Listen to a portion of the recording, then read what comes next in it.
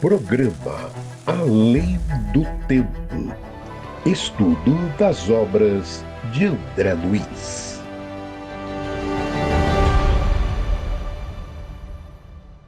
Cara amiga, caro amigo, hoje vamos iniciar mais um Além do Tempo, estudo das obras de André Luiz, pela Rádio Boa Nova e pela TV Mundo Maior. E hoje, conforme nós combinamos, nós vamos falar sobre o capítulo 1º do livro Nosso Lar, que tem como título Nas Zonas Inferiores. A gente tinha conversado, eu tinha inclusive sugerido para você que pudesse ler antecipadamente o capítulo. Mas aquele que não teve tempo de ler ou se esqueceu de ler, eu vou fazer aqui um pequeno resumo do que André Luiz narra nesse primeiro capítulo. Ele acontece logo depois que André Luiz desencarna. Mas vamos lembrando que André Luiz era um médico que teve a sua última experiência reencarnatória na cidade do Rio de Janeiro. Quando encarnado, segundo ele mesmo diz, ele era filho de uma família muito abastada, não teve grandes dificuldades na vida, os pais, segundo ele, muito generosos com ele, provia tudo aquilo de que ele tinha necessidade, inclusive os estudos. Ele formou-se médico, o início do exercício de sua profissão, tudo foi com o grande auxílio da generosidade dos seus pais. Então ele não passou assim por grandes dificuldades para poder conquistar a sua vida, a sua profissão, e aí a sua clientela para poder ter o exercício efetivo da sua profissão. Mas em razão disso, diz André Luiz, ele acabou desenvolvendo alguns vícios desde a sua mocidade. Ele não se preocupava com religião e acabou então desencarnando numa cirurgia. Por quê? Diante das dificuldades de não ter uma religião e sem uma religião não ter valores muito que pudessem conduzir as suas escolhas, André Luiz, embora fosse de uma família boa, generosa, embora fosse uma pessoa honesta, um bom cidadão, mas ele se permitiu ao vício da bebida, de jogos, um temperamento irracível diante das pessoas, segundo ele mesmo fala. Então ele acabou se desencarnando numa cirurgia em razão de uma oclusão intestinal. E teve consciência de desprender-se do corpo, dos últimos laços do seu corpo físico, ainda em pleno sepulcro.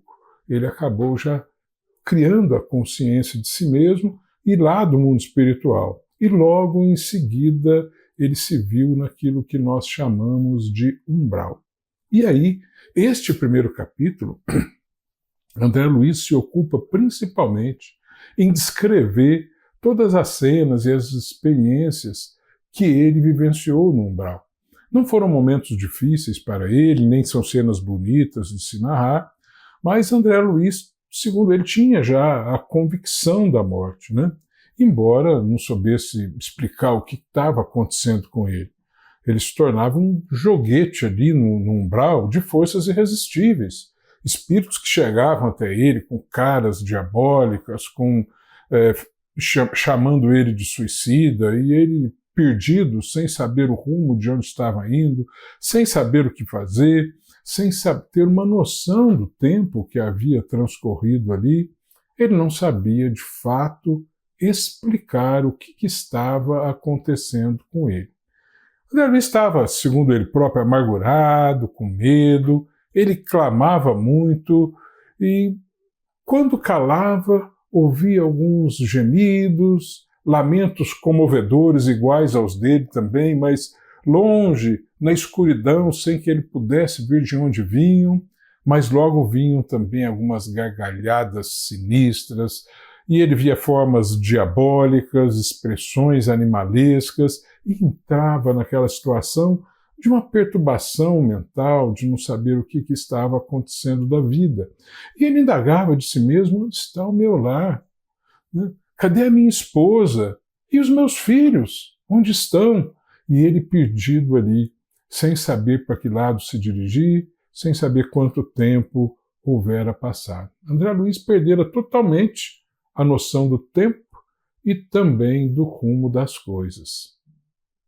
A consciência, então, lhe atormentava a vida. A consciência, porque ele chorava muito e de quando em vez ele até caía no sono. Mas logo ele era acordado por seres monstruosos, irônicos, ameaçadores.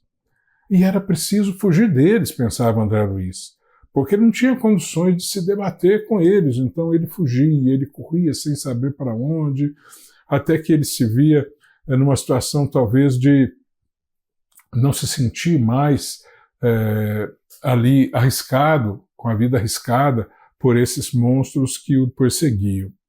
Então, aos poucos, a sua consciência foi despertando, ele sentiu falta do aprendizado religioso, ele acabou percebendo que se tivesse tido uma vida enquanto encarnado, com uma vivência religiosa mais efetiva, ele certamente teria absorvido conhecimentos outros que lhe seriam úteis agora para aquilo que ele estava vivenciando.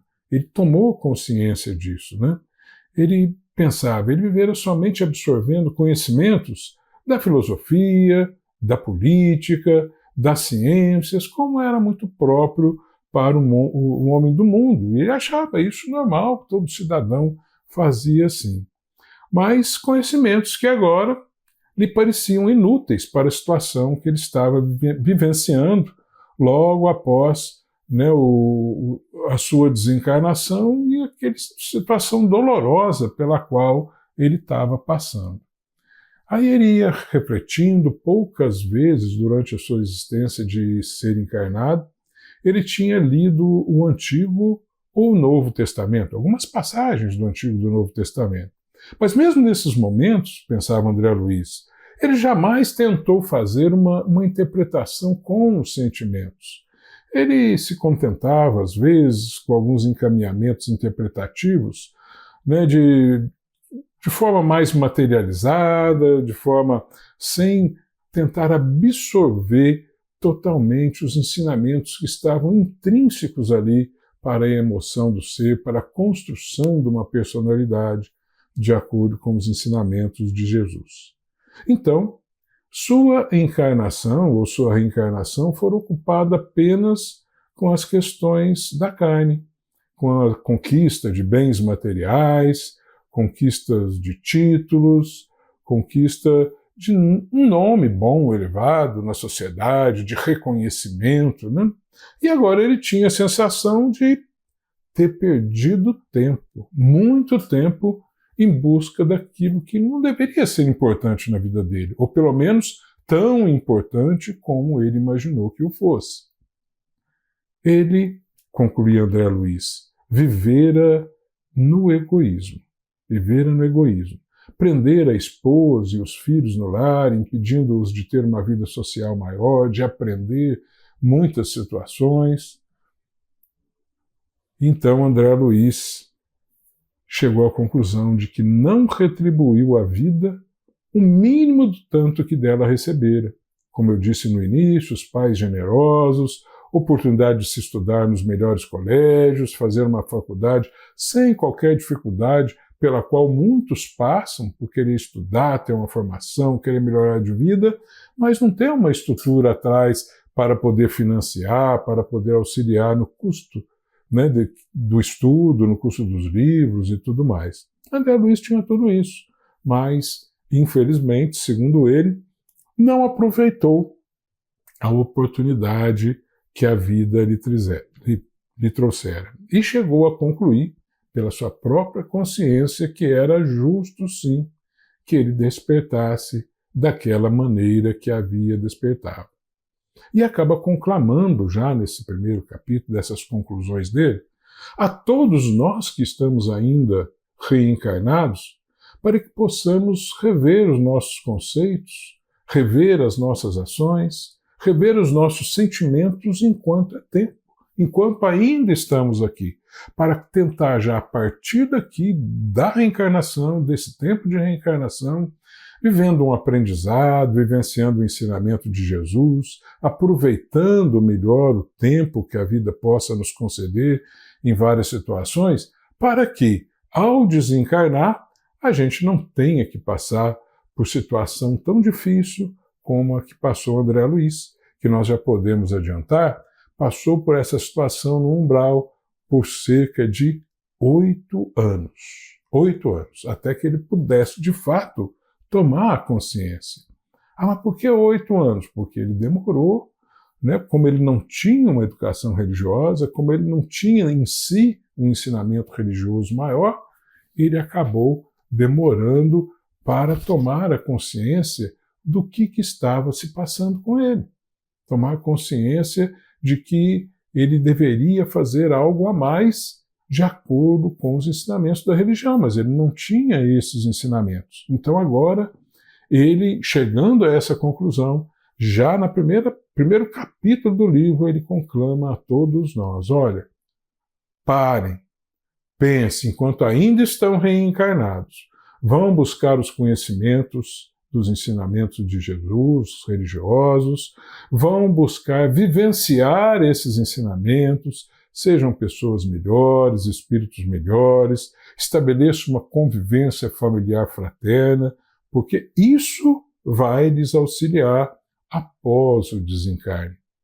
Então já é um ensinamento que André Luiz nos traz aí, logo no primeiro capítulo do seu livro Nosso Lar. Foi a conclusão. Ele passou por essa dificuldade toda e ele chegou à conclusão de que não precisava dele ter passado por isso, desde que, quando encarnado, pudesse ele ter uma situação melhor de vida, pudesse ele ter olhado um pouquinho mais para as coisas religiosas, vivenciado a religião de uma forma mais efetiva, para que então ele pudesse construir a sua evolução espiritual, de espírito imortal que todos nós somos. Deixar um pouco dessas conquistas materiais.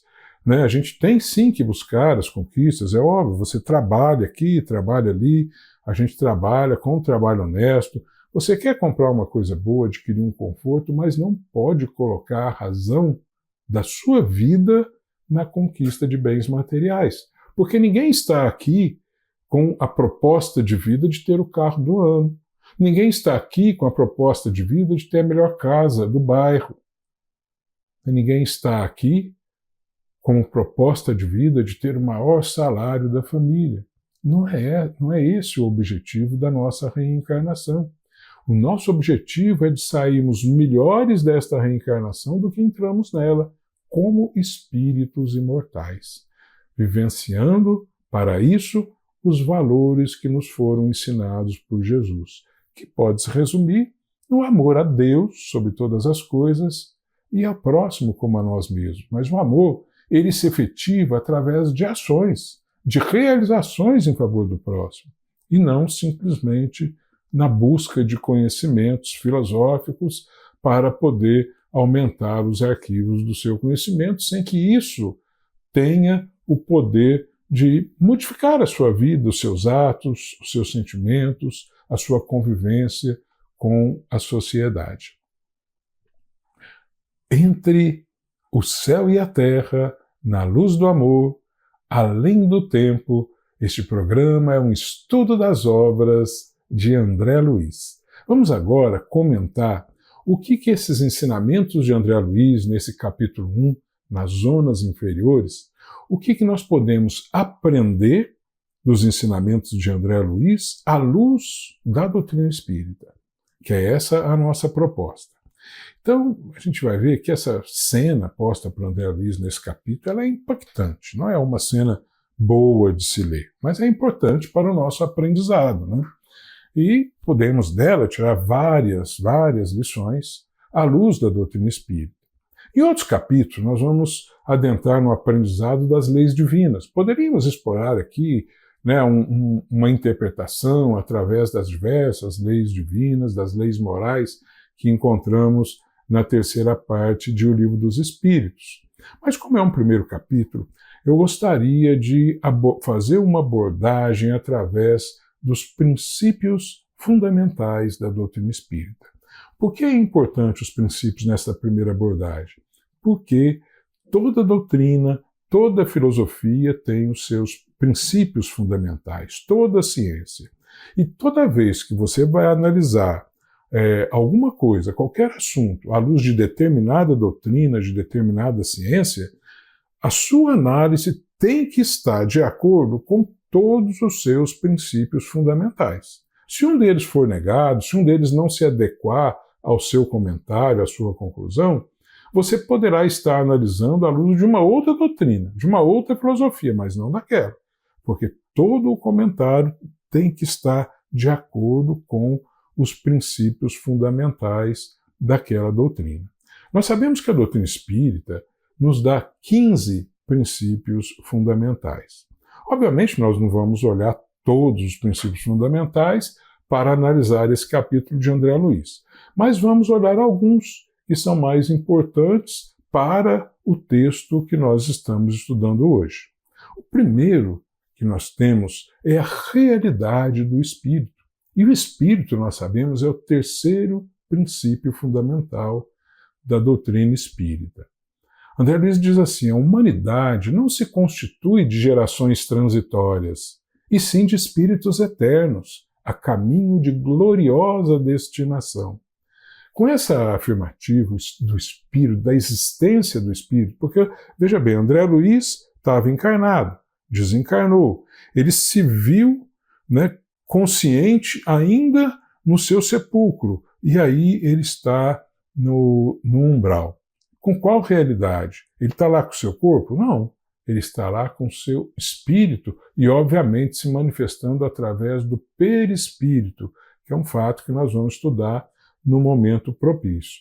Então, só o fato de, depois do desencarne, André Luiz ter a consciência de si mesmo, obviamente, temos ali a vivência do espírito. Isso é muito importante, porque isso muda a concepção do conhecimento teológico antes de vir a doutrina espírita.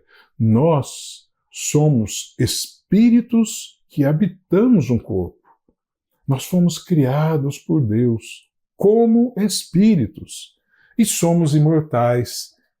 Temos uma destinação maior. Todos nós fomos criados por Deus para sermos felizes.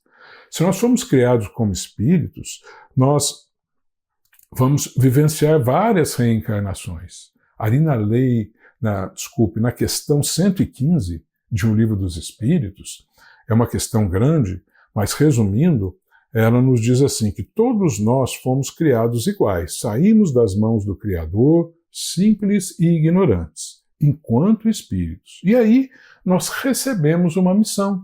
Essa missão é o exercício do livre-arbítrio através das várias experiências reencarnatórias pelas quais nós vamos passando. No cumprimento dessa missão, diz a questão 115, no cumprimento desta missão, nós vamos em busca da verdade, aprendendo a verdade, com isso nós vamos nos reaproximando do Pai, e quando a gente se reaproxima dele pela conquista da verdade, e essa verdade não é só a intelectual, mas é também a sentimental, é também a moral, é aquela que nos faz ter novas condutas, ter o exercício pleno do amor, isso nos faz nos reaproximar do Pai. E aí conquistamos a felicidade. E essa é a lição que nos traz a questão 115. E a gente pode lembrar que sobre isso Jesus falou: das ovelhas que o meu Pai me confiou, nenhuma se perderá. Portanto, aquele conhecimento antigo da teologia, de que nós nascemos, passamos por uma existência e aí nós temos o nosso destino definitivamente estabelecido, de acordo com o que nós vivenciamos uma única reencarnação, isso não pode ser. Porque senão como que nós vamos colocar a palavra de Jesus? Das ovelhas que o meu Pai me confiou, nenhuma se perderá. Então todos nós estaremos lá. Bom, causa e efeito é o sétimo princípio fundamental da doutrina espírita. André Luiz, ele se conscientiza nesse capítulo da causa da sua condição. A vida em busca de bens materiais, o bem viver de acordo com a sociedade do seu tempo, a desídia com relação às conquistas de conhecimento do espírito, por não buscar uma religião, por não buscar uma evolução do conhecimento transcendental, espiritual. Ele reconhece, portanto, que se tivesse tido escolhas melhores naquela reencarnação, ele gozaria de uma melhor condição ao desencarnar. Então nós vemos aí o quê? O livre-arbítrio mal utilizado também.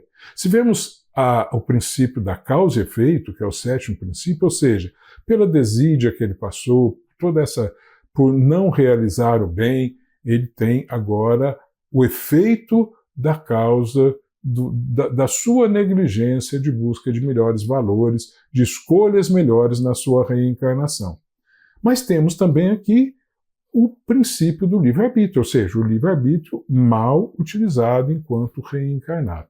Então temos esses dois pontos. Temos o 11º princípio doutrinário, que é a vida futura, ou seja, André Luiz desencarnou e está numa vida futura. Sabemos que a vida futura pode ser a vida em espírito, no mundo espiritual, pode ser uma nova reencarnação, mas ele já estando ali no mundo espiritual, apresentando uma consciência de si mesmo, demonstra a existência por si só de uma vida futura, como é o princípio doutrinário da doutrina espírita. E também temos uma incidência aí do 12º princípio fundamental da doutrina espírita, porque a cena narrada ali por André Luiz se dá no umbral, que é o mundo espiritual. E o 12º princípio é exatamente o plano espiritual. Então ele nos dá ali a notícia da existência do mundo espiritual. É óbvio que o mundo espiritual não é só umbral. Depois nós vamos continuar nos próximos capítulos, quando ele vai conhecer nosso lar, aí nós vamos ter cenas muito melhores de se aprender, de se viver.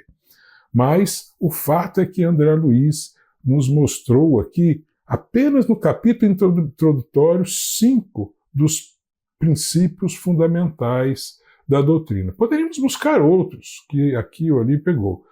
Isso demonstra uma riqueza do aprendizado. Então, nós vamos continuar estudando este livro, porque ele traz grande aprendizado para nós. No próximo programa, nós vamos para o 2º capítulo, que tem o título de Clarencio. Nós vamos conhecer Clarencio.